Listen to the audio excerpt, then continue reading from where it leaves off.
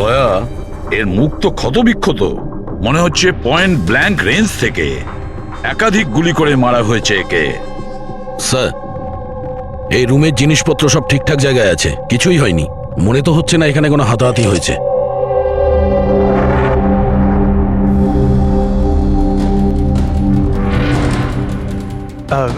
Sir sir এই covered আর locker তো খোলা আছে, আর সব জিনিসপত্র নিজের জায়গায় আছে। দেখে তো মনে হচ্ছে যে কেউ এতে হাতই দেয়নি।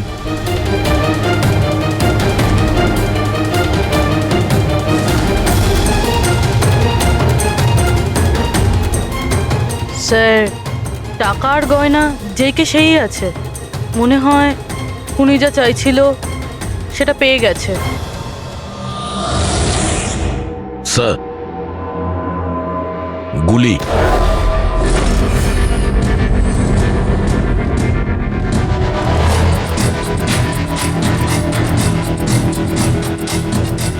তিনটে গুলি চলেছে দয়া।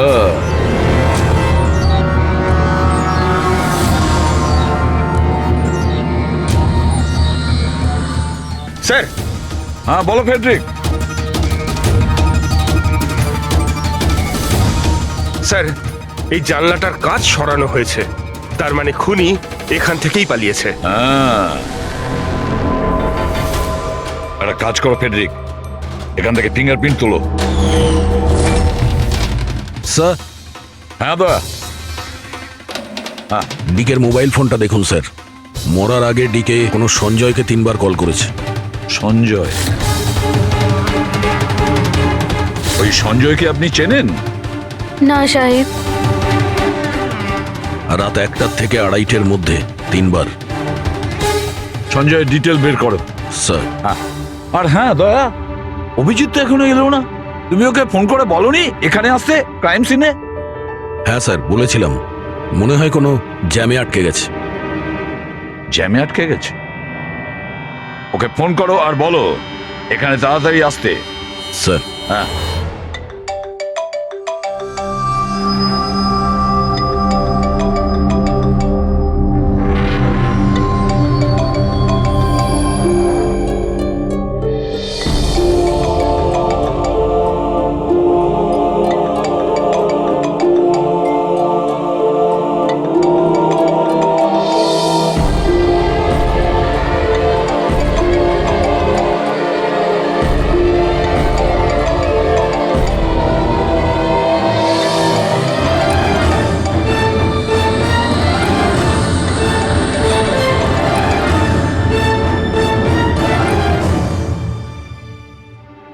হ্যাঁ দয়া, অভিজিৎ কি বলছে? কোথায় ও? স্যার, মানে ওর শরীর খুব একটা ভালো না স্যার। ও ডাক্তারের কাছে যাবে, তারপর ওখান থেকে সোজা বিউরোতে যাবে। কোনো প্রবলেম আছে? না স্যার, কোনো প্রবলেম নেই। বুঝতে পারছি না, অভিজিৎ দিল্লি থেকে আসার পর কেমন অদ্ভুত আচরণ দেখছি ওর মধ্যে।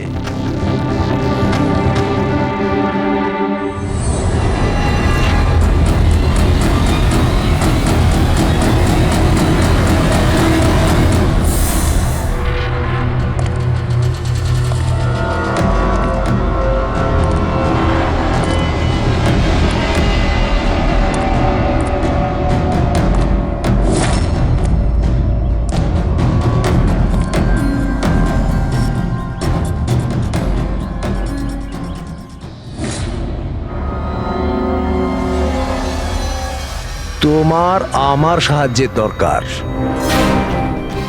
তোমার?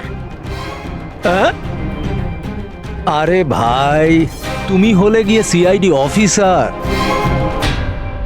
হ্যাঁ, কিন্তু এই কাজটা এটা আমি একা করতে পারবো না। চলো ঠিক আছে, তোমাকে সাহায্য করব, এতে আর কি আছে। চলো, চা তো খাওয়া যাক। আরে না, ঠিক আছে, আমি আমি ঠিক আছি।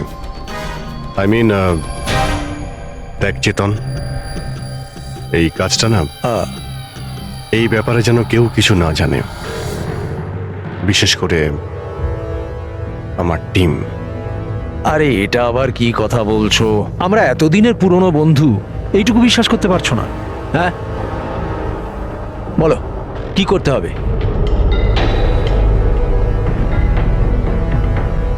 কাউকে ফলো করতে হবে, নজর রাখতে হবে, আর এর জন্য তোকে টাকাও দেবো।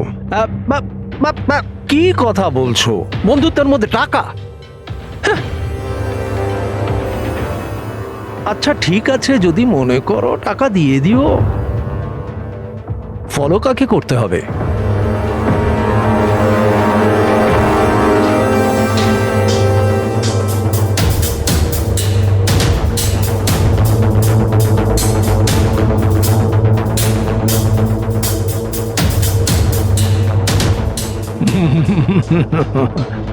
অভিজিৎ, মনে হচ্ছে তুমি ভুল করে ভুল ছবি দিয়ে দিয়েছো। ভুল ছবি আমি দিইনি, একেই তোকে ফলো করতে হবে। এ কোথায় যায়, কি করে, কার সঙ্গে দেখা করে, সবকিছু রাত 10টা থেকে সকাল 6টা পর্যন্ত। আর প্লিজ কোনো প্রশ্ন করবি না, যা বলেছি তাই করবি, ব্যাস। ওকে? ওকে।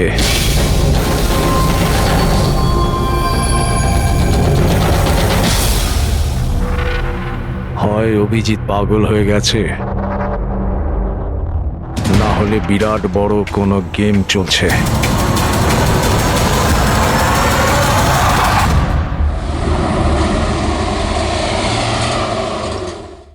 কি কি বলছেন? ও খুন হয়ে গেছে? মরার আগে ডিকে শেষবার ফোনে আপনার সঙ্গে কথা বলেছিল মাঝরাতে। কি কথা হয়েছিল আপনাদের মধ্যে? আমার কথাতে একজনের উপরে নজর রাখছিল, কোনো প্রমাণ পেয়েছিল, সেই জন্য আমাকে ফোন করেছিল। হায়ার করেছিলেন কেন? আমার বস মন্দিরা ম্যাডামের জন্য। মন্দিরা? কুমার জুয়েলার্সের ওনার, বিখ্যাত পেজথি সেলিব্রিটি। আশা করি আপনারা ওই দিল্লির কেসটার ব্যাপারে নিশ্চয়ই জানেন বোধহয়। ও হো হো হো হো, মন্দিরা কুমার, মন্দিরা দেবী। ওনার বিরুদ্ধে তো ওনার স্বামী, শ্বশুর, শাশুড়ি আর কেয়ারটেকারকে মারার অভিযোগ আছে, তাই না? ঠিক বলেছেন। কিন্তু সঠিক প্রমাণ না থাকার কারণে কোর্ট মন্দিরা দেবীকে ছেড়ে দেয়। আর তার কিছুদিন বাদেই মন্দিরা দেবীর পার্সোনাল অ্যাসিস্ট্যান্ট ঈশানা আত্মহত্যা করে নেয়।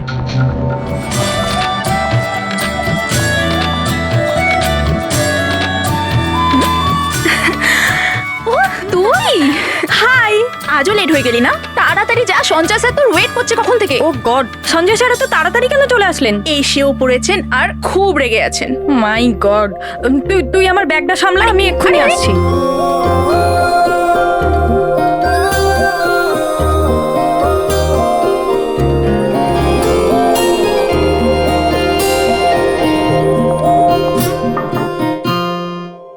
মে I come in sir? Come in. Sorry sir, sorry I am so sorry sir.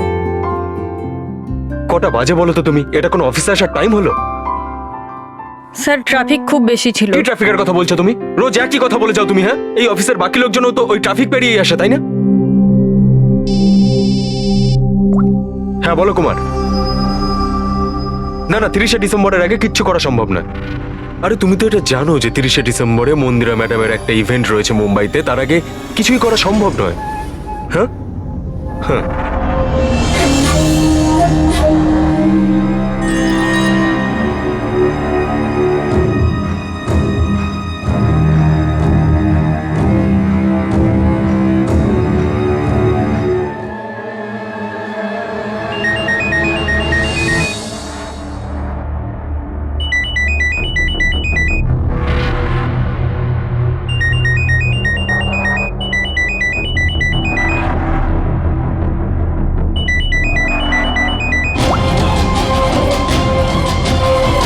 ঠিক আছে, ওকে।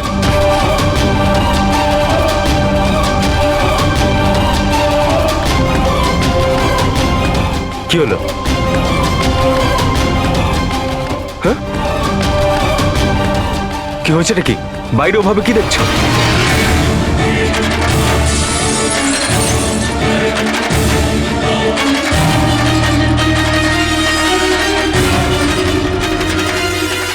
আমারই কেবিনের জানলা দিয়ে ঝাঁপ মেরে আত্মহত্যা করেছিল। আত্মহত্যা কেন করেছিল সেটা কেউ জানে না। আচ্ছা, মন্দিরা দেবী ডিকে কে কার ওপর কড়া নজর রাখতে বলেছিলেন? ওনার প্রাণ সংশয় রয়েছে। ডিকে সেটাই খোঁজ করার চেষ্টা করছিল। প্রাণের ভয় কার থেকে? আসলে কোর্ট থেকে ছাড়া পাওয়ার পরে কেউ ম্যাডামকে হুমকি দিচ্ছিল। আচ্ছা, শুধু ওই হুমকিটা ফোনেই কি? হ্যাঁ, ফোনের মধ্যেই অচেনা নাম্বার থেকে আর টাইপ করা চিঠি পাঠিয়ে। আসলে ম্যাডাম পুলিশের চক্করে দ্বিতীয়বার পড়তে চাননি, সেই জন্য ডিকে কে হায়ার করেছিলেন উনি।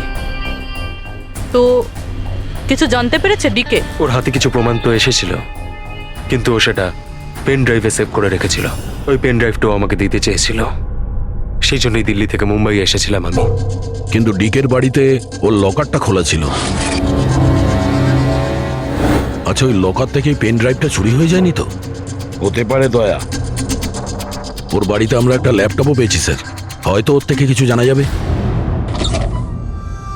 মন্দির এটা কি করে করতে পারলো? পুরো অ্যাকাউন্টটাই বন্ধ করে দিল। নিজেকে কি মনে করেন উনি? সবকিছু কি ওনার ইচ্ছা মতো হবে নাকি? এনারা কারা? সিআইডি। আমরা ওই মানে সঞ্জীবের সঙ্গে দেখা করতে এসেছি। আপনারা দুজন কে? স্যার, ইনি কায়রা, মিস্টার কুমার, মন্দিরা ম্যাডামের মেয়ে। ও, স্যার, আর ইনি ম্যাডামের রিলেটিভ মিস্টার সুবীর। আমরা মন্দিরা ম্যাডাম আর ওর ফ্যামিলির সঙ্গে কবে দেখা করতে পারবো? কারণ ওদের প্রাণ রক্ষা করার দায়িত্ব এখন আমাদের ওপর। ইনফ্যাক্ট মন্দিরা ম্যাডাম, কায়রার কাকাতো দাদা শেখর আর ওনার স্ত্রী সবাই আজ রাতেই আসছেন। 30শে ডিসেম্বর কুমার্স জুয়েলার্সের একটা বড় চ্যারিটি ইভেন্ট রয়েছে, তাতে পার্টিসিপেট করার জন্য। তাহলে ঠিক আছে, কালকে সকালেই দেখা হবে। হুম,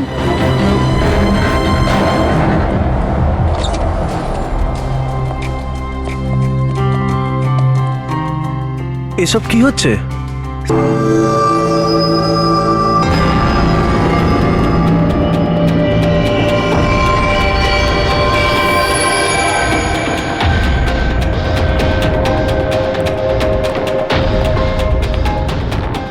good morning sir. Good morning. Hello sir, এখন কেমন আছেন আপনি? Murder investigation sir, private detective ডিকের স্যার বাড়িতেই মারা গেছে স্যার। এটা পুরো কেস ফাইল স্যার।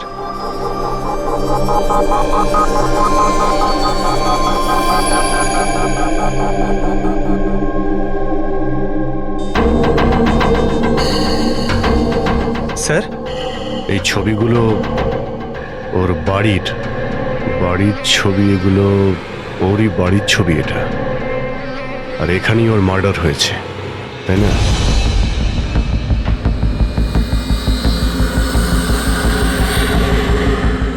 হ্যাঁ, এখানেই ওর মার্ডার হয়েছে।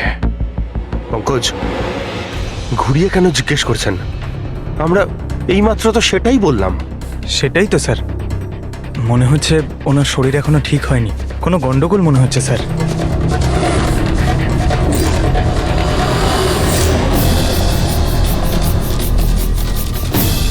অভিজিৎ,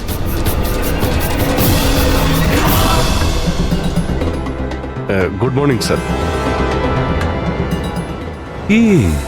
কি হয়েছে তোমার? হ্যাঁ, কোন জগতে ছিলে?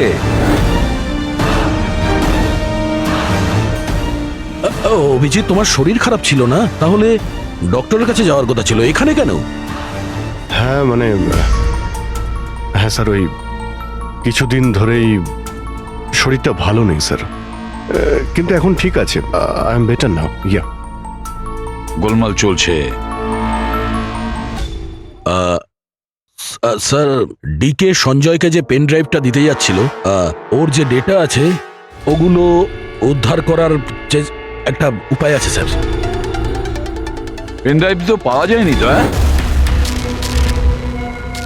তাহলে ডেটা কোথা থেকে পাবে? স্যার, আছে না একটা উপায় আছে, ওই আমরা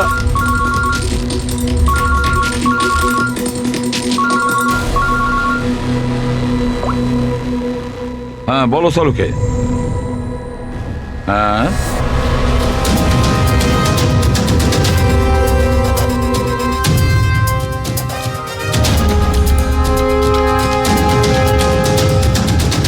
হ্যাঁ স্যার।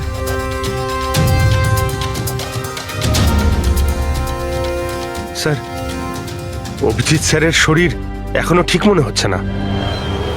কেন? স্যার ওনাকে কেসের ব্যাপারে বোঝাচ্ছিলাম, কিন্তু উনি আমাদের কথা শুনছিলেনই না। খুব বেখেয়ালি ছিলেন স্যার। ফ্রেডি স্যার, মন্দিরের ব্যাপারে সব ডিটেলস বের করতে হবে। নিউজ পেপারে, টিভিতে যাই এসেছে সব।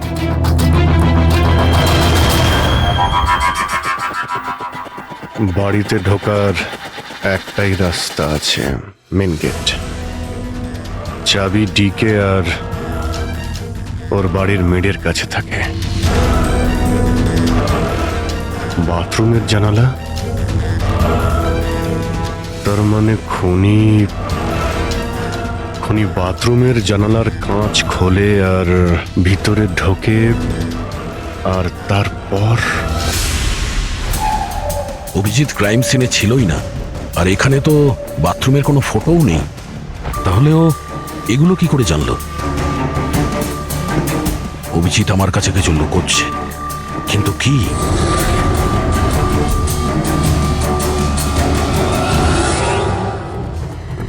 ডিকের কম্পিউটার থেকে যে ডেটাগুলো ডিলিট হয়েছে সেটা ওর অনলাইন অ্যাকাউন্ট থেকে বের করা যেতে পারে। বাস একবার এই পাসওয়ার্ডটা ম্যাচ হয়ে যাক।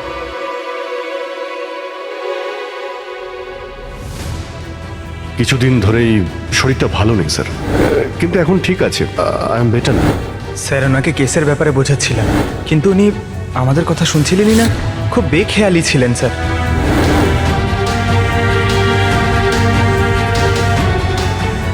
Yes sir, sir password match হয়ে গেছে।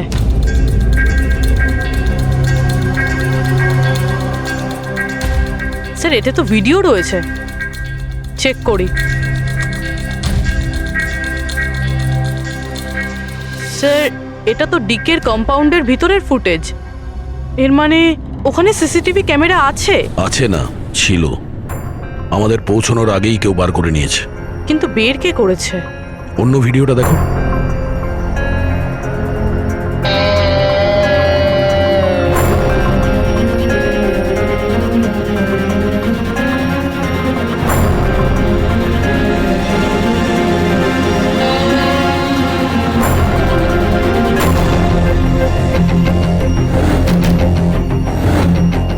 এটা কি করে সম্ভব?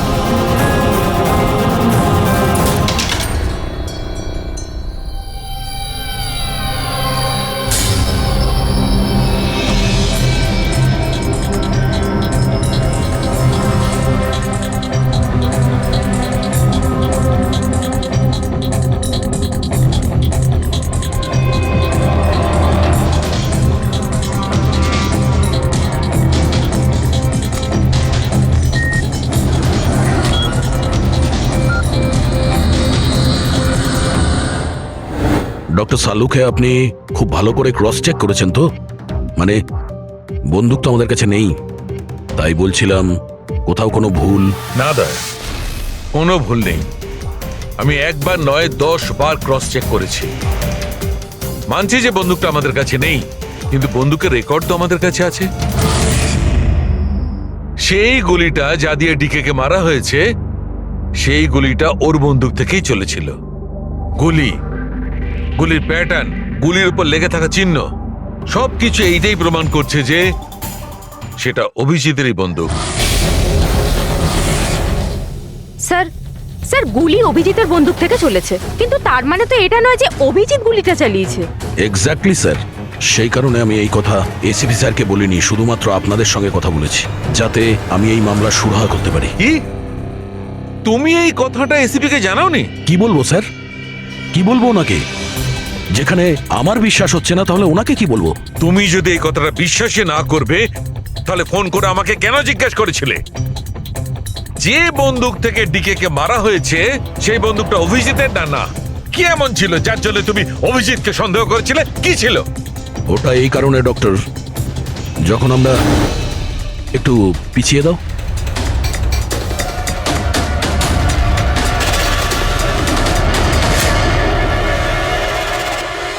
অভিজিৎ ডিকের বাড়িতে?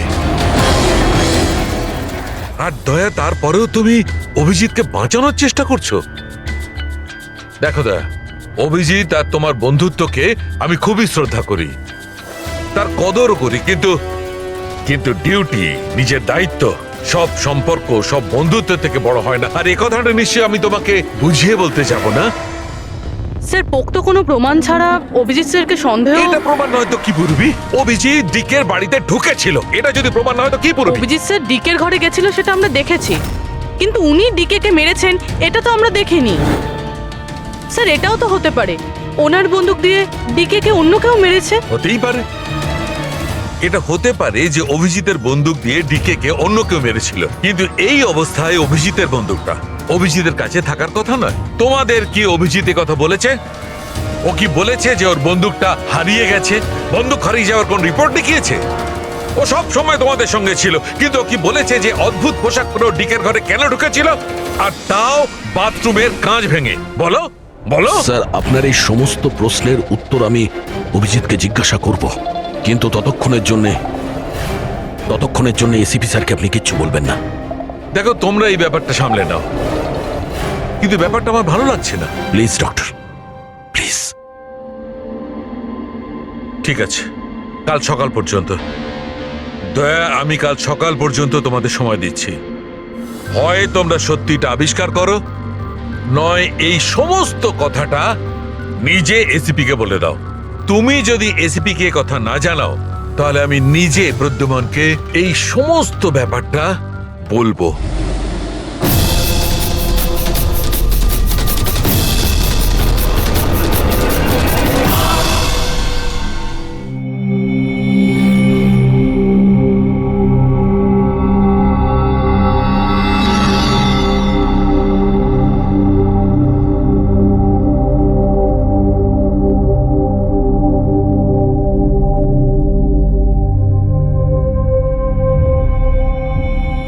আধ ঘন্টার বেশি হয়ে গেল, 10টা থেকে 10:30 হয়ে গেল, এখনো আসেনি।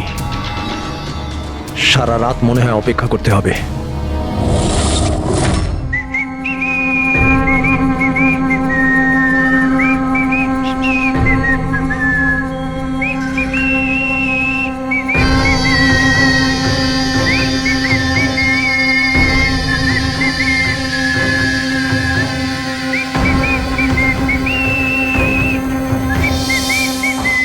ভুল ছবি আমি দিইনি, একেই তোকে ফলো করতে হবে। এ কোথায় যায়, কি করে, কার সঙ্গে দেখা করে, সবকিছু। রাত 10টা থেকে সকাল 6টা পর্যন্ত। এটা অভিজিৎ? ওর কি হলো? এরকম সেজেছে কেন?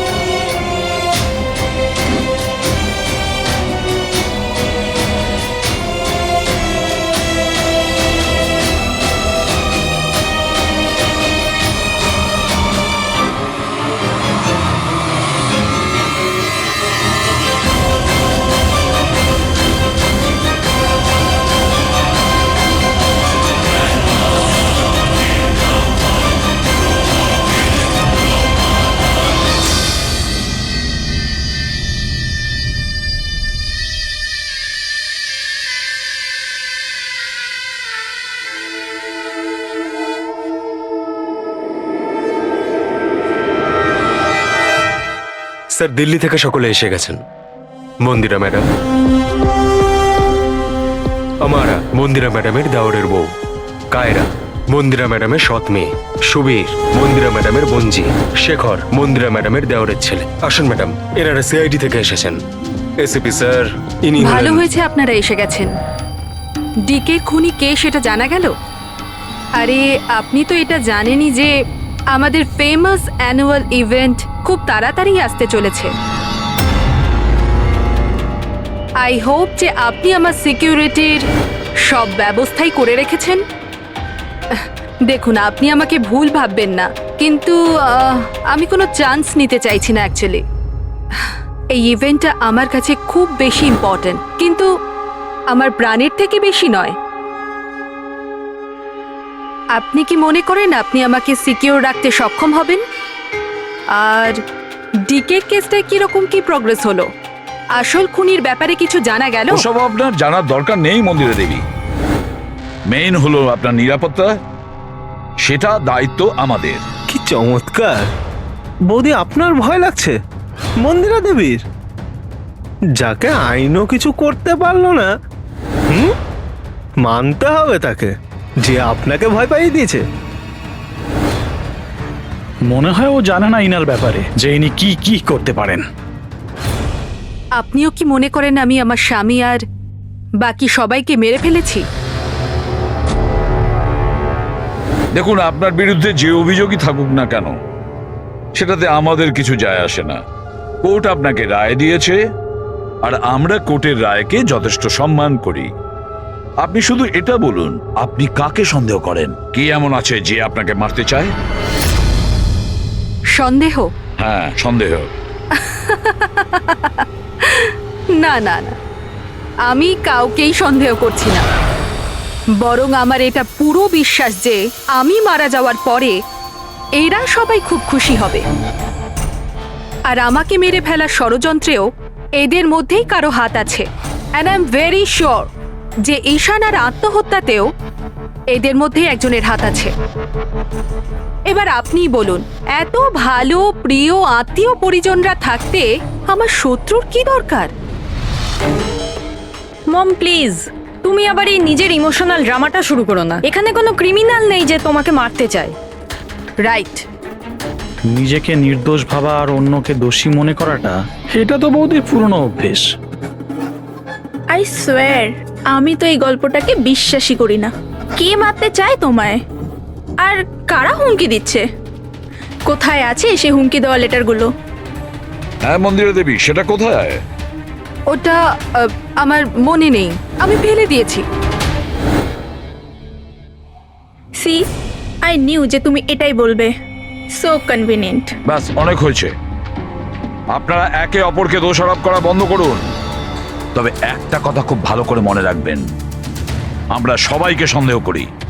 তাই সবাইকে বলছি, তার মানে হলো আপনাদের সবাইকে সন্দেহ করি, আপনাদের সবাইকে। আর একটা কথা, আমাদের পারমিশন ছাড়া আপনারা এই শহর ছেড়ে যেতে পারবেন না। কেউ শহর ছেড়ে যাবেন না। আর যদি দরকার পড়ে আমরা দ্বিতীয়বার তাকে ডেকে নেব। Thank you very much. Thank you.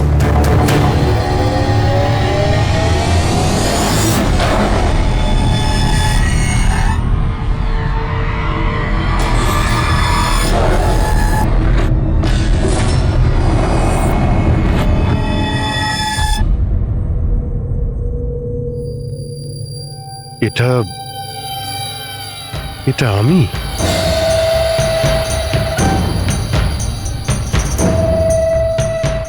এই পোশাক পরে ঘুরছিলাম? এই পোশাক তো রোজ আমার ওয়াশিং মেশিনে ধোয়া হয়।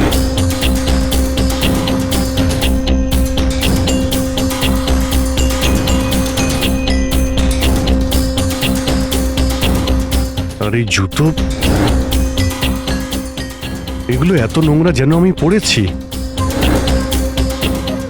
কিন্তু আমার মনেই নেই যে এই পোশাক আমি কখন পরেছি।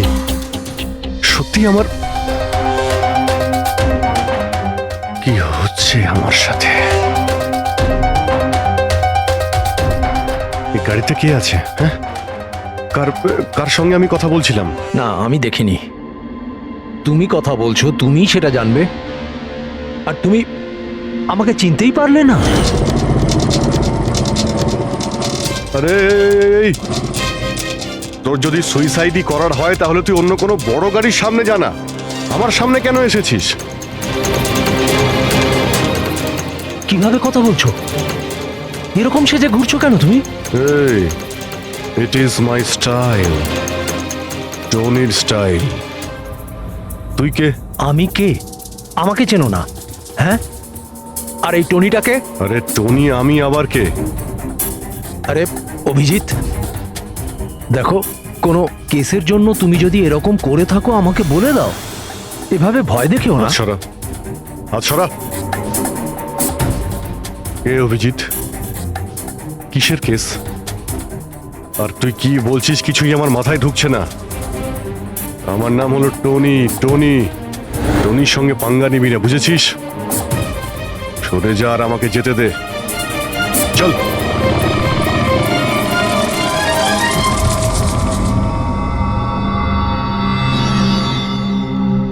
এই অভিজিৎ নিজেকে টনি কেন বলছে? টনি? কে টনি? সত্যি তোমার কিছুই মনে নেই?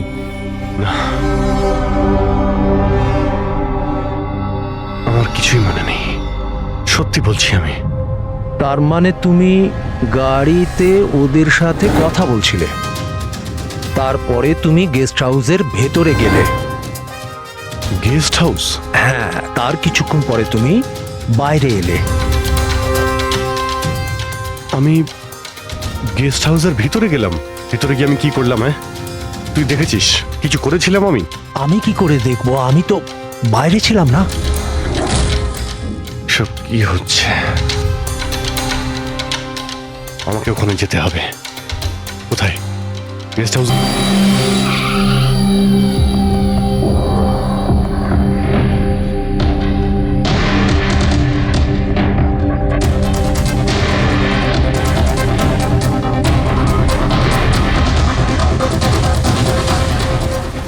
স্যার, রক্ত।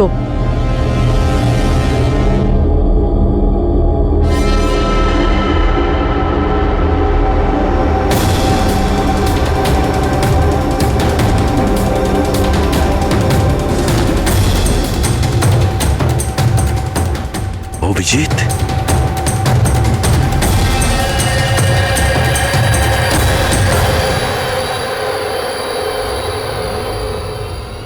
দয়া, তুমি এখানে?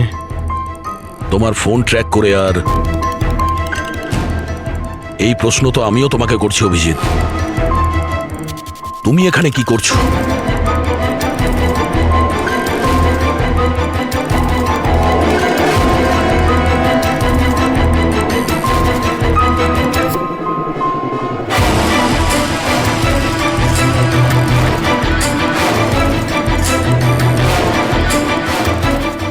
না, এটা আমি আমি আমি বলছি দয়া, এখানে কি হয়েছিল?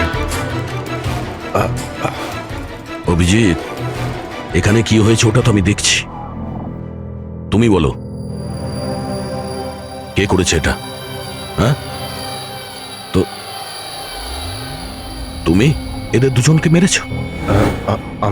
আমি? অভিজিৎ, তোমাকে কিছু জিজ্ঞাসা করলাম। তুমি মেরেছো এদের? স্যার স্যার স্যার, আপনি অভিজিৎ স্যারকে দোষ দিচ্ছেন। আমার দোষ দেওয়ার কোনো ইচ্ছা নেই পুরবী। তুমি নিজে দেখছো না এখানে দুটো লাশ পড়ে আছে, রক্তে ভেসে গেছে। আর সিআইডি অফিসার অভিজিৎ লাশের মধ্যে থেকে এই ব্যাজটা তুলছে, বা এটা বলতে পারো প্রমাণ চুরি করছে। অভিজিৎ, আমি তোমাকে আবার জিজ্ঞাসা করছি, তোমার সাথে অপরাধীদের মতো ব্যবহার করতে আমাকে বাধ্য করো না। কি করবো দয়া, আমি কি বলবো? যদি আমি বলি যে এই কাজটা আমি করিনি, তুমি মানবে?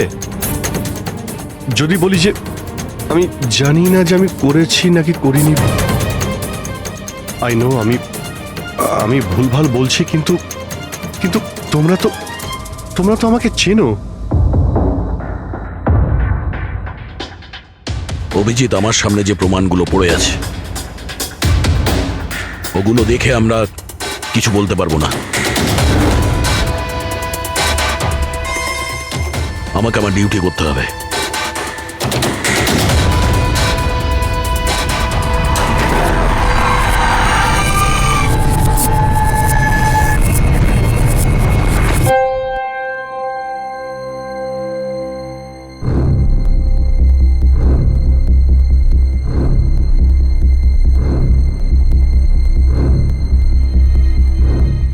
অভিজিৎ, এতক্ষণ ধরে একের পর এক জিজ্ঞেস করে যাচ্ছি তোমাকে, কিন্তু কোনো উত্তর দিচ্ছ না তুমি। হ্যাঁ, তুমি জানো তোমার ওপর কি অভিযোগ আছে? মাথায় কিছু ঢুকেছে?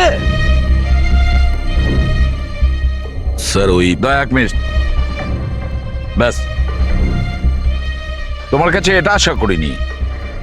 এত কিছু ঘটে গেল, তুমি আমাকে বলনি কেন? আমাকে বলনি দয়া? সালুকে আমাকে বললো, তা নাহলে তো আমি জানতামই না। তা আমি তাই করেছি যেটা উচিত ছিল। বলো অভিজিৎ, তুমি কি এই খুনটা করেছো? অভিজিৎ, তুমি কি এই খুনটা করেছো? আমি জানি না স্যার। কেন জানো না? তুমি কেন জানো না? হ্যাঁ, ডিকের বাড়িতে তুমি লুকিয়ে লুকিয়ে ঢুকেছিলে, সেটা আমি সিসিটিভিতে দেখেছি। ওই লাশগুলোর পাশে তুমি দাঁড়িয়েছিলে। এই দয়া তোমাকে এখানে ধরে নিয়ে এসেছে। ডিকে আর বডিগার্ডের উপরে যে গুলিটা চলেছে, সেটা তোমার গান থেকে চলেছে, ওই গান থেকে চালানো হয়েছে। আর তুমি বলছো তুমি কিছুই জানো না? আমার চোখের ওপর চোখ রেখে তুমি বলো, বলো তুমি এই খুন করোনি। বলো তুমি এইগুলো কিছুই জানো না। বললাম তো আমি জানি না স্যার, আমি কিছুই জানি না স্যার। সরি। কি বলবো আপনাকে, আমি কি বলবো স্যার? যখন আমি বুঝতেই পারছি না যে আমি ডিকের বাড়িতে কেন গিয়েছিলাম, কি করে সমস্ত খুন আমার বন্দুক থেকেই হচ্ছে, আমি জানি না স্যার। স্যার আমি তো ডিকিকে চিনিই না, ওর বডিগার্ডদেরও আমি চিনি না, আমি মন্দিরাকেও চিনি না, আমি তো স্যার নিজেকেও চিনি না। আমি কোথায় যাই, কি করি, কার সঙ্গে দেখা করি, আমি কিছুই জানি না। গত কয়েকদিন ধরে আমার সঙ্গে এইরকমই হচ্ছে স্যার, কিন্তু আমি কিছুই বুঝতে পারছি না। সারাদিন সব ঠিকই থাকে, রাতে বাড়িতে যাই, খেয়ে দিয়ে ঘুমিয়ে পড়ি, আর যখনই সকালে উঠি তখন অদ্ভুত জামা কাপড় পরা দেখি, অদ্ভুত জুতো দেখি, যেগুলো আমার নয়। জানি না কি করে আমার বাড়িতে চলে আসে। ড্রেসগুলো ওয়াশিং মেশিনে ধোয়া হয়েছে, জুতোতে মাটি লেগে থাকে, এমনটা মনে হয় যেন আমি ওগুলো ব্যবহার করেছি, কিন্তু আমি বুঝতে পারি না। নিজেকে খুব ক্লান্ত লাগে, এমন মনে হয় যেন আমি সারা রাত জেগেছিলাম, অথচ আমি কি করেছি আমার কিছুই মনে থাকে না। মনে হয় প্রতিদিন আমার 6 থেকে 7 ঘন্টা হারিয়ে যাচ্ছে, যার ব্যাপারে আমি কিছুই জানি না। আপনি বলছেন আমি ডিকের বাড়িতে গিয়েছিলাম, হতে পারে, কিন্তু আমি জানি না। আমি ডিকে আর ওর বডিগার্ডদের মেরেছি কিনা আমি জানি না। আমি মন্দিরাকে মারার চেষ্টা করেছি সেটাও আমি জানি না। আমি কি করেছি, কেন করেছি, আমি কি করতে চলেছি, আমি কিছুই জানি না স্যার, আমি কিছুই জানি না।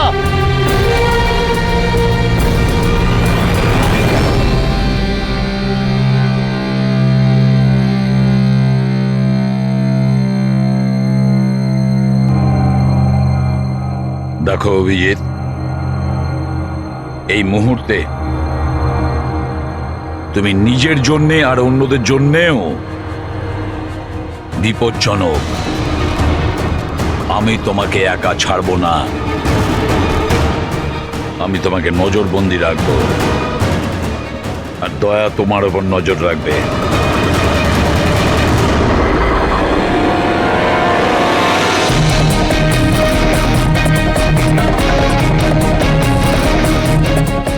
দয়া, স্যার একটা কথা ভালো করে মনে রাখবে, তুমি নিজের বন্ধুর ওপর নয়, বরং একজন অপরাধী খুনির ওপর নজর রাখবে। এমন একজন লোক যে মানসিক ভারসাম্য হারিয়েছে। আজ থেকে এই কেসের তদন্ত আমি নিজে করব, আর তুমি অভিজিৎকে আটকাবে কোনো অপরাধ করা থেকে। আর তার জন্য যদি অভিজিতের ওপর গুলিও চালাতে হয়, তাও তুমি চালাবে। Is that clear? Yes sir.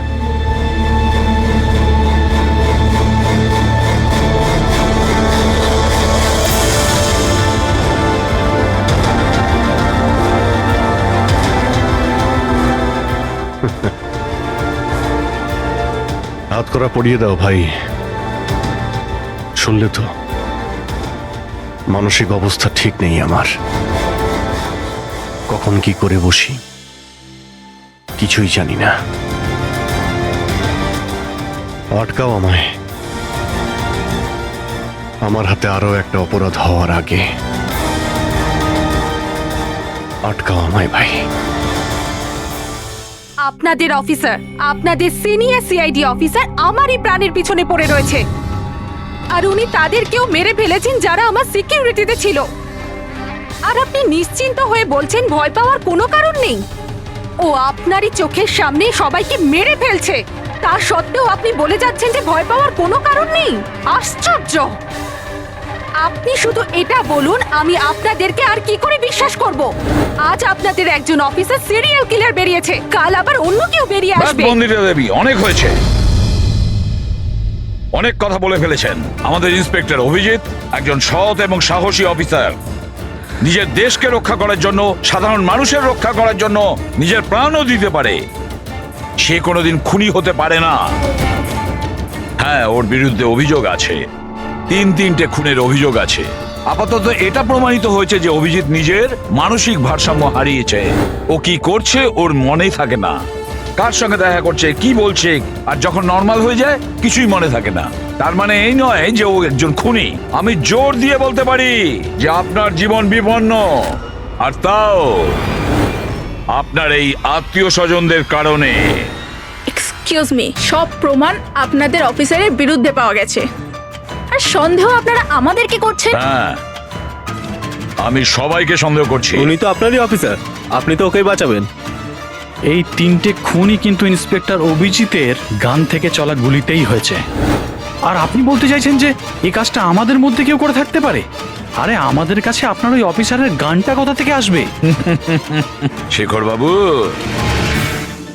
খুব তাড়াতাড়ি আমরা খোঁজ নিয়ে নেব যে ইন্সপেক্টর অভিজিতের গান আপনার কাছে কিভাবে গেল। আর মন্দিরা দেবী, আপনাকে একটা রিকোয়েস্ট করি, 30শে ডিসেম্বর আপনার যে ইভেন্টটা আছে সেটা ক্যান্সেল করবেন না। এই একটাই সুযোগ আছে খুনিকে ধরার জন্য, কারণ খুনি ওই ইভেন্টে নিশ্চয়ই আসবে।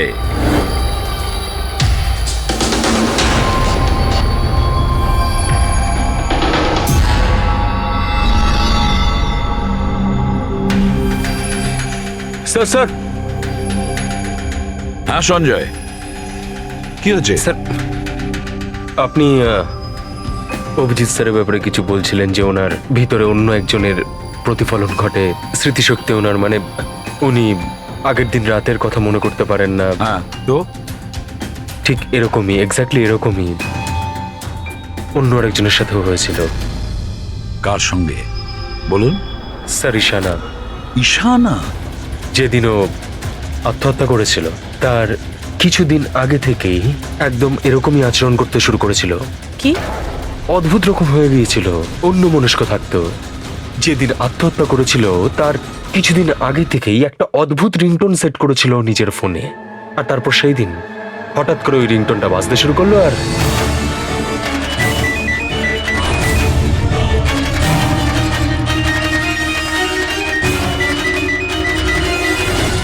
স্যার, ওকে দেখে মনে হচ্ছিল ও যেন নিজের মধ্যেই নেই। স্যার, অভিজিৎ স্যারও তো দিল্লি থেকে ফেরার পর এইভাবেই বিহেভ করছে। হ্যাঁ, ঈশানা, অভিজিৎ, দিল্লি, এই তিনটের কোনো না কোনো কানেকশন আছে। নিশ্চয়ই কোনো গোলমাল আছে, কিছু না কিছু আছে।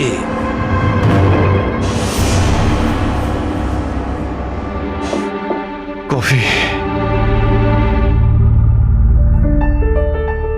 আরে খেয়ে নাও ভাই, কিছুই মেশাইনি।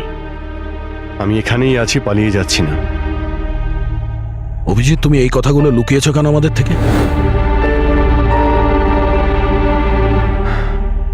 লুকোতে হয়েছিল ভাই, কি করব আমি? আমি কিছুই বুঝতে পারছিলাম না যে আমি কি করব, আমার সঙ্গে কি হচ্ছে। যেখানে আমি নিজেই কনফিউজ, আমি সেখানে কি বলবো তোমাকে? সেই জন্যে, আর কোনো ব্যাপার নয়। আমার ওপর ভরসা ছিল না নাকি? আমাকে যোগ্য ভাবনি যে আমি তোমার কোনো সাহায্য করতে পারি? কি ভাই, এসব কি বলছো তুমি? ব্যাপারটা এরকম নয়। তাহলে বলনি কেন? আমার তো মনে হচ্ছে আমি তোমাকে চিনি না। এই মুহূর্তে আমি যার সঙ্গে বসে কথা বলছি সে অভিজিৎ নাকি অন্য কেউ?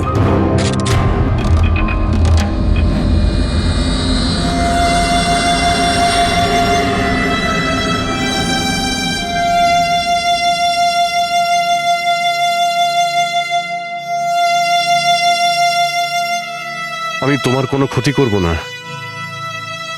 অভিজিৎ হই বা টনি, স্বপ্নেও তোমার কোনো ক্ষতি করব না। বন্দুক দেখানোর দরকার নেই। বিষয়টা তা নয় যে তুমি আমার কোনো ক্ষতি করবে। বিষয় এটা যে আমি এখানে শুধুমাত্র আমার ডিউটি করছি, আর আমি কোনো চান্স নিতে চাই না। আমি তো তোমাকে হয়তো চিনি না।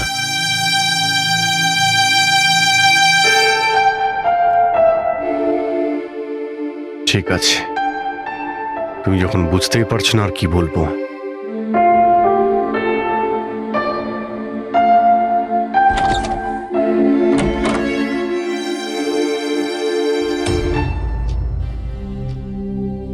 ডক্টর মহেশ, আমি আপনাকে পুরো ব্যাপারটা জানিয়েছি। এবার আপনি বলুন আপনার কি মনে হচ্ছে। দেখুন, এক্ষুনি আপনারা যেটা বললেন যে এই অভিজিৎ আর ঈশানার ব্যাপারে, এটার থেকে তো একটা ব্যাপার একদম পরিষ্কার যে দুজনের কন্ডিশনই একদম সমান। Artificially induced split personality.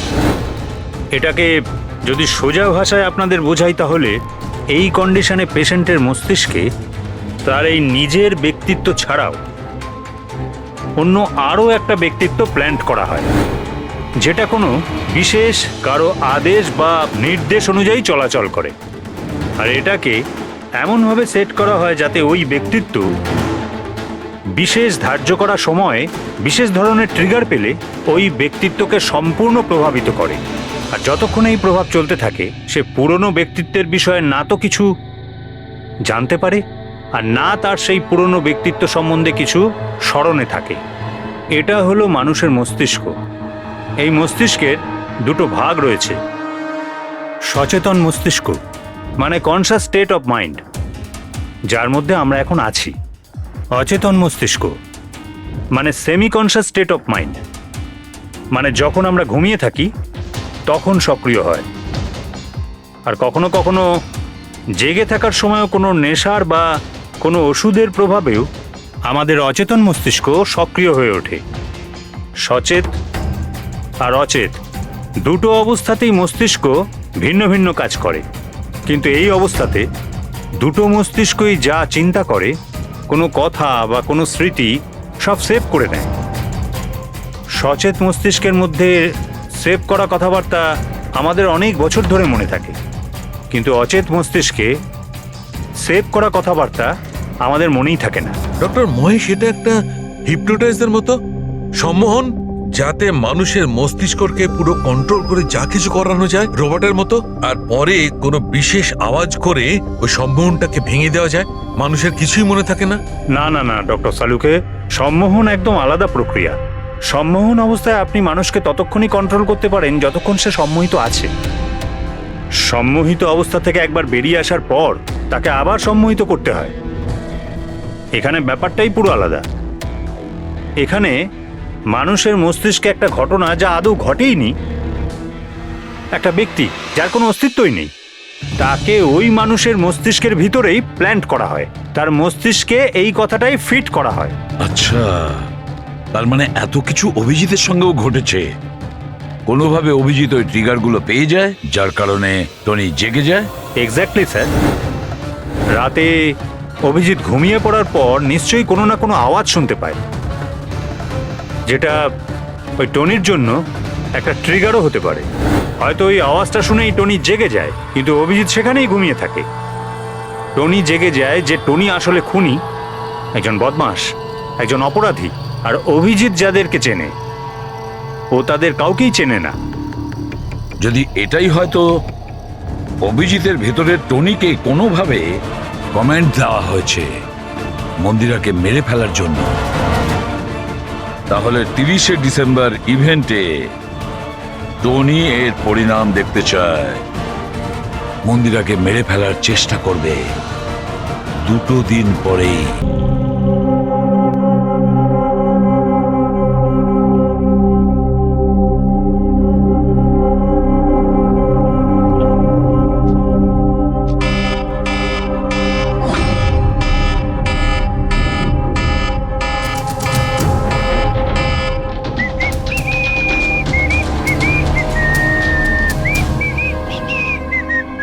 Abhijit, Abhijit, কোথায় তুমি?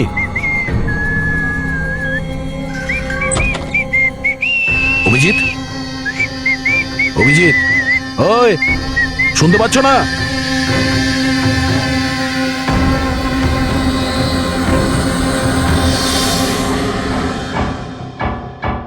কে রে তুই? তুই আমার বাড়িতে কি করছিস? অভিজিৎ, টনি, তুমি এখান থেকে পালাতে পারবে না। তুমি এখানে নজরবন্দি আছো, এই ঘরের ভেতরেই থাকতে হবে, বুঝেছো? টনিকে তার কাজ করতে দে। যদি আমার রাস্তাতে বাধা দিস তাহলে জীবনটাও হারাবি তুই। চল এবার যেতে দে। বাড়ির বাইরে না, ভেতরে। হাত সরা, হাত সরা। তোকে তো বললাম যে আমাকে তুই বাধা দিস না। আমার মাথা গরম করিস না। আমার কাজের সময় কেউ বাধা দিতে পারবে না আমায়। চল। টনি, তুমি কোথাও যাবে না, এখানে, এখানেই থাকবে তুমি, বুঝেছো? কি বললি? টনির গায়ে হাত তুললি তুই? টনির গায়ে হাত তুললি তুই? অভিজিৎ, অভিজিৎ, অভিজিৎ,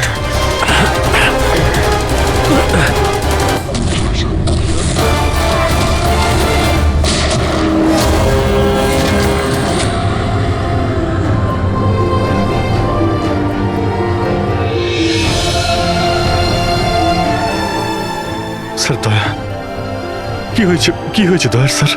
এরা বলছে যে আমি নাকি ওকে। না অভিজিৎ, তুমি ভেতরে যেতে পারবে না।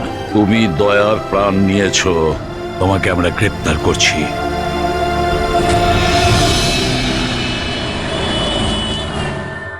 ঈশানার ফোন রেকর্ডে ডক্টর তানিয়ার নাম কয়েকবার এসেছে।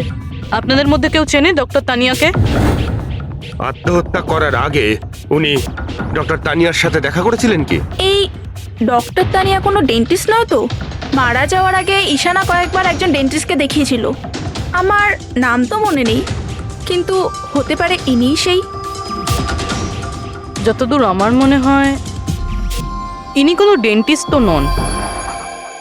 কিছুদিন আগে সিআইডি অফিসার অভিজিৎ এখানে ছিল। Yes ma'am. ওই পুরো সপ্তাহে এখানে যারা যারা ছিলেন তার পুরো লিস্ট আমার চাই। আর ওনার থাকার সময় এই লবিতে থাকা সিসিটিভি ফুটেজও চাই।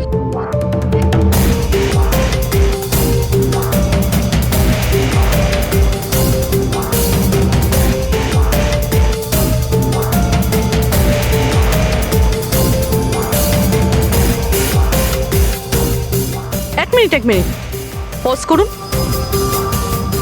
এই মহিলাকে যার সাথে অভিজিৎ স্যার কথা বলছে? পুরবি, এই লিস্টটাতে ডক্টর তানিয়ার নাম আছে। উনি এখানেই ছিলেন যতদিন অভিজিৎ স্যার এখানে ছিলেন। মনে হচ্ছে ওই মহিলাই। কি নাম এই মহিলার? ম্যাম, ডক্টর তানিয়া সপ্তাহখানেক ধরে এখানেই ছিলেন। স্যার, এই তানিয়ার সাথে দেখা করতেই হবে। স্যার, তানিয়া মুম্বাইয়ের প্যারাডাইস হোটেলে রয়েছে। টিকিট পাবো না আমি মানেটা কি? লুক, আমাকে এক্ষুনি ইন্ডিয়া থেকে বাইরে যেতে হবে। Do you understand?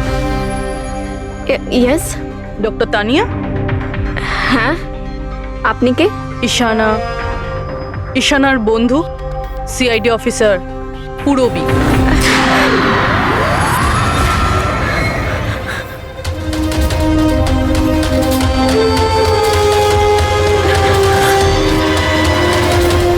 পালানো অত সহজ নয়। কোথায় পালাচ্ছেন তানিয়া দেবী? কি কি চানটা কি আপনারা? অভিজিতের সঙ্গে কি করেছেন আপনি?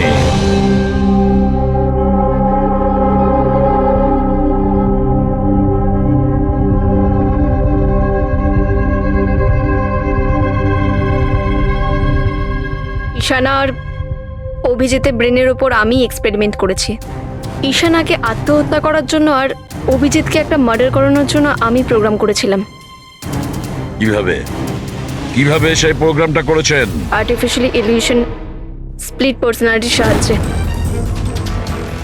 আমি দুজনের ব্রেনটাকে সেট করি, আর নিজের সেট করা শিডিউলের অনুযায়ী এই দুজনকেই এরকমভাবে প্ল্যান করেছি যে কোনো রকমের আওয়াজ হোক বা রিংটোন বাজুক, আর যখনই আওয়াজ হোক না কেন ওদের সমস্ত অর্ডারগুলি মানতে হবে যে কোনো উপায়ে।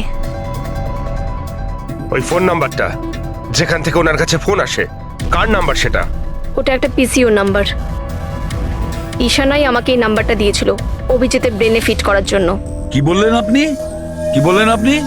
অভিজিৎকে এসব করার জন্য ঈশানা আপনাকে বলেছে? হ্যাঁ। আর ঈশানা যে আত্মহত্যা করেছে সেটা কি, সেটার কারণ কি? ওটা আসলে ঈশানা নিজেই বলেছিল আমাকে করতে। হোয়াট? হ্যাঁ, বলেছিল তো ঈশানাই, বাট আই এম শিওর নিশ্চয়ই এর পেছনে কোনো না কোনো কারোর হাত আছে, যার বিষয়ে আমি জানি না। কেন? সে কেন এগুলো করবে? হয়তো ওর কোনো দুর্বলতা ছিল। যে করেই হোক অভিজিৎকে ওই পরিস্থিতি থেকে বের করতে হবে।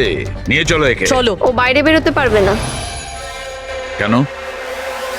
আমি অভিজিতের ব্রেনকে প্রোগ্রাম করেছি, সম্মোহন নয়, যে ইচ্ছে হলো আর ভেঙে দিলাম।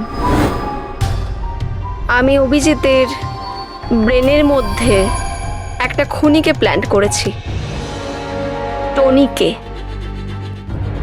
এটাই হলো সেই আর্টিফিশিয়ালি ইনডিউস পার্সোনালিটি, যেটা আর কোনোদিনও বাইরেই আসবে না। আমি যদি চাই তাহলেও অভিজিৎকে কোনোদিন বাইরে বের করতে পারবো না, কিন্তু আমি যদি এরকমটা করি হয়তো অভিজিৎ পাগল হয়ে যাবে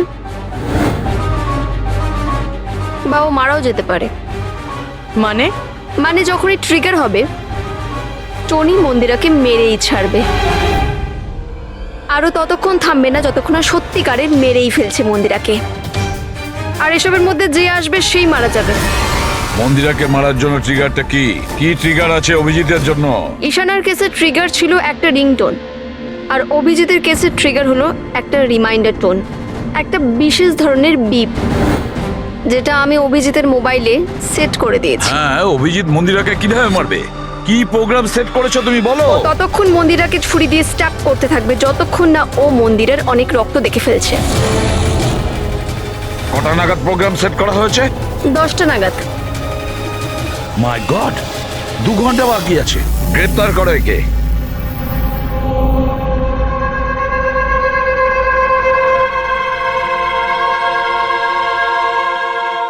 জীবনে কখনো ভাবিনি স্যার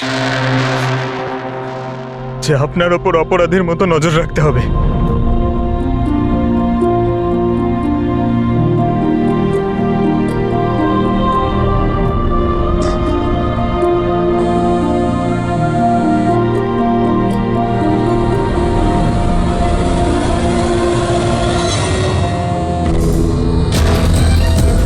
পঙ্কজ, ড্যাম ইট, ফোনটা ধরো।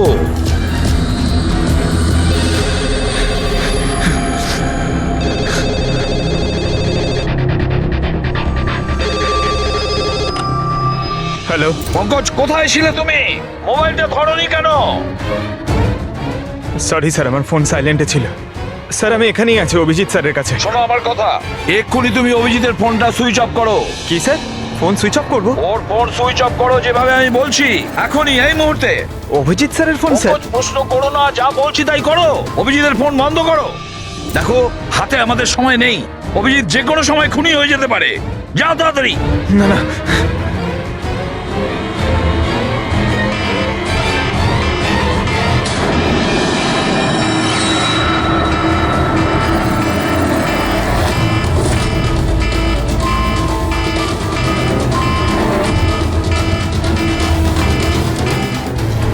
ভিজে গেল, কি করি?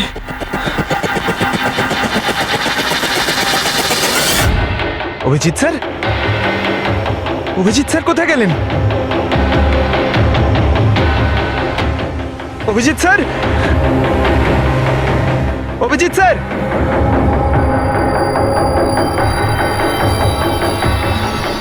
স্যার!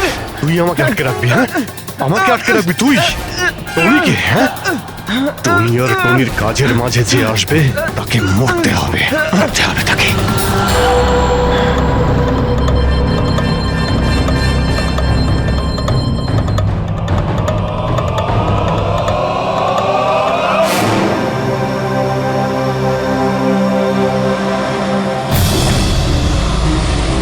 স্যার এখানেই চ্যারিটি ইভেন্টটা হবে।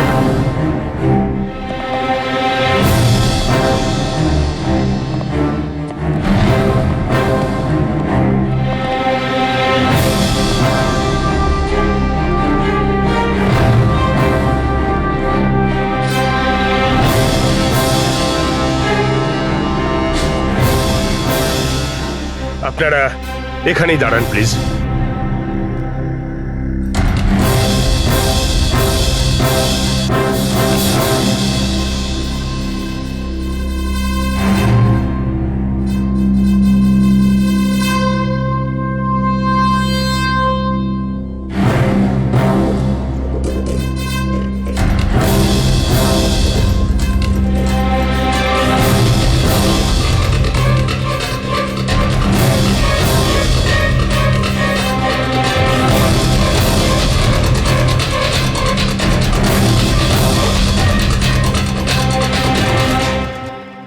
হ্যালো লেডিস অ্যান্ড জেন্টলম্যান, প্রত্যেক বছরের মতো এই বছরের সন্ধ্যাটাও খুবই গুরুত্বপূর্ণ। কারণ হলো মন্দিরা জুয়েলার্স অ্যানুয়াল চ্যারিটি ইভেন্টের জমা করা সম্পূর্ণ টাকাটা দিল্লি ও মুম্বাইয়ের বিভিন্ন অনাথ আশ্রম আর বৃদ্ধাশ্রমগুলিতে দেওয়া হবে। একবার জোরে হাততালি ডিকেসি চ্যারিটির জন্য। প্রত্যেক বছরের মতো এই বছরও আমাদের প্রধান অতিথি আছেন। তিনি আর কেউ না, তিনি হলেন মিসেস খান্না। তাহলে আসুন বন্ধুরা, একটা জোরে হাততালি দিয়ে স্বাগত জানাই মিসেস খান্নাকে। মিসেস খান্না,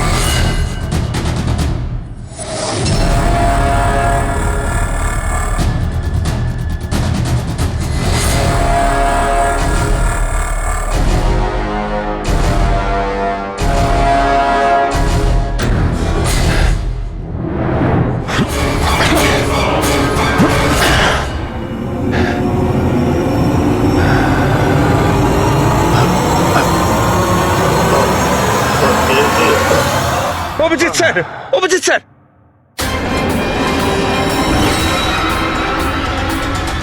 স্যার, স্যার,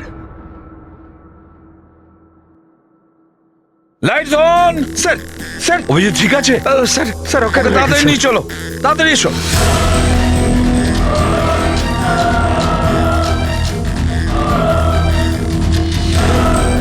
দরজা খুলুন।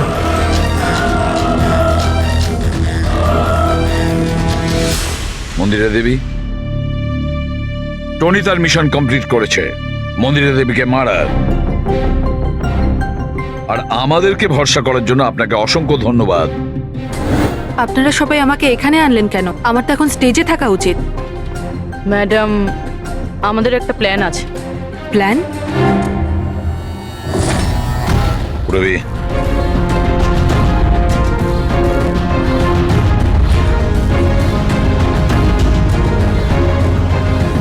Lights off. মন্দিরে দেবী,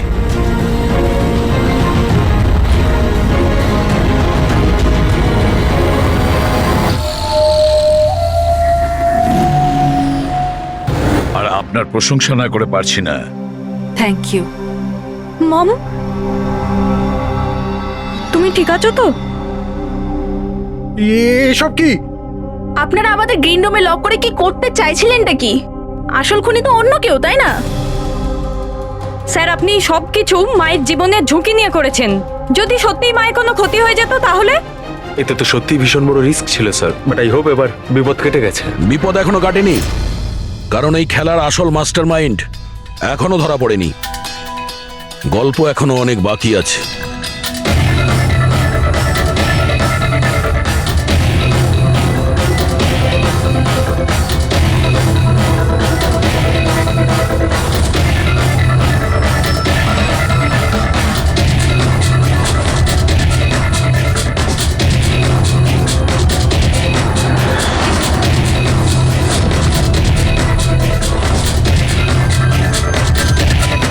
কি হলো? আমাকে দেখে ভালো লাগলো না? কখনো কখনো খুনি পর্যন্ত পৌঁছানোর জন্য আমাদের অ্যাক্টিং করতে হয়। তার মানে ওনার মৃত্যুর খবরটা নাটক ছিল? আমার মৃত্যুতে খুনি খুব খুশি হয়েছিল যে ও জিতে গেছে, আর ওই সুযোগটাই আমরা কাজে লাগিয়েছি। আমরা মন্দিরে দেবীকে বাঁচানোর চেষ্টা করছিলাম, আর দয়া মাস্টার মাইন্ডের পিছনে লেগেছিল। কিন্তু আসল মাস্টার মাইন্ডটা কে?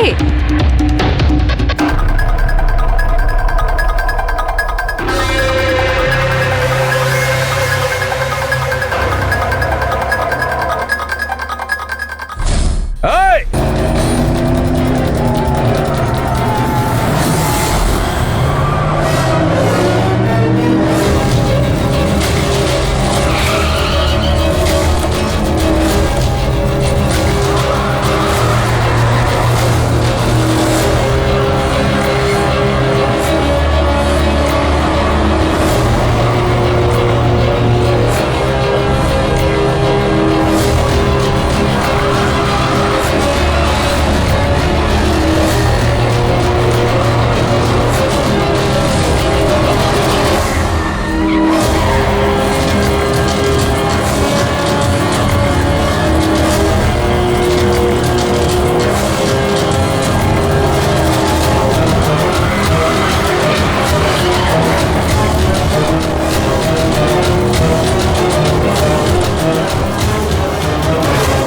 অপরাধের রাস্তা সবসময় সংকীর্ণ হয়ে থাকে।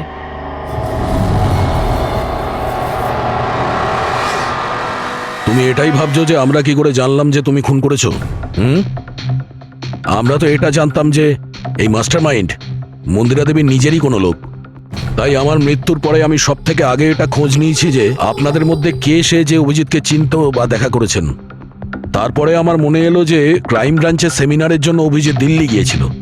ওই সেমিনারে আসা লোকেদের লিস্ট যখন আমি দেখলাম তখন জানলাম যে কায়রাও গিয়েছিল। ক্রিমিনাল সাইকোলজির স্টুডেন্ট কায়রা।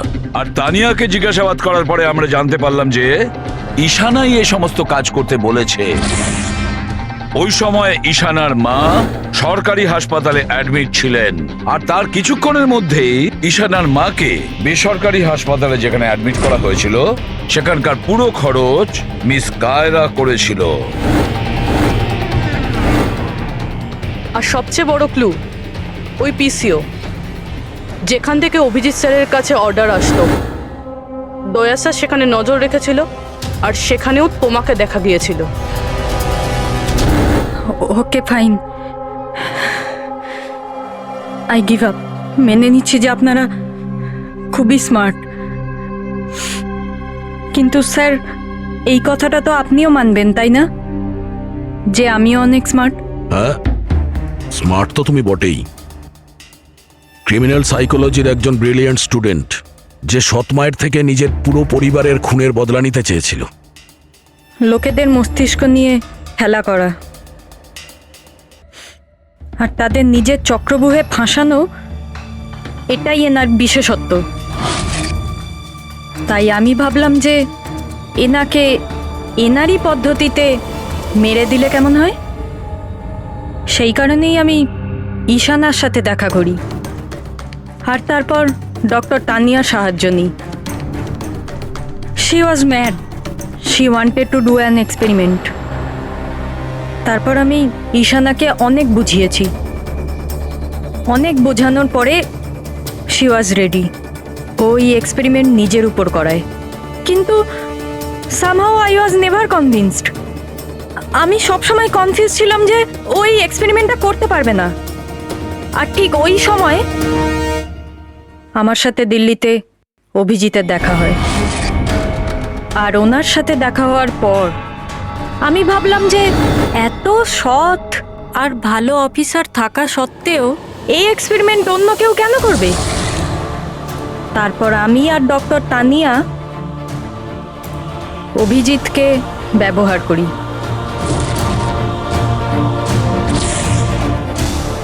আর আমার এক্সপেরিমেন্ট ওর ওপরে করি। আর ঈশানা আমাদের কোনো কাজে ছিল না, তাই ওকে আমাদের রাস্তা থেকে সরিয়ে ফেলি। ডিকে আর ওই দুজন বডিগার্ড, ওরা তোমার কি ক্ষতি করেছিল? ওদেরকে কেন মেরেছো? এটা এই কারণে করেছি যাতে সমস্ত দোষ অভিজিতের উপর চলে আসে। আর অভিজিতের গান থেকে বুলেট নেওয়ার জন্যে টনি ছিল তোর মাথার মধ্যে। হি ওয়াজ দেয়ার। তুমি এতটা নিচে নামতে পারো কায়রা, আমি কখনো ভাবতেও পারিনি। এবার জানতে পেরে গেছো তো? তুমি আমার মা বাবার সাথে, আমার ফ্যামিলির সাথে যেটা করেছো না, তোমার বেঁচে থাকার কোনো অধিকার নেই। আমি এইসব এই কারণেই করেছি যাতে আমি প্রুভ করতে পারি যে পৃথিবীর যে কোনো মানুষের মস্তিষ্কের সাথে খেলা যেতেই পারে, তা সে যত বড়ই সিআইডি অফিসার হোক। কায়রা, তুমি প্রতিশোধের আগুনে একজন সাহসী অফিসারের প্রাণ নিয়ে খেলেছো, আর তাছাড়াও 4 জন নিরীহ লোকের প্রাণ নিয়েছো। ডিকে, ঈশানা আর মন্দিরা দেবীর 2 জন বডিগার্ডকে। ভীষণ অন্যায় করেছো তুমি। আইন তোমাকে কোনোদিন ক্ষমা করবে না। তোমার তো ফাঁসি হবে, ফাঁসি। স্যার, আপনি প্লিজ এসব মনে করবেন না। একটা বাজে স্বপ্ন ভেবে ভুলে যান। বাজে? ভয়ানক।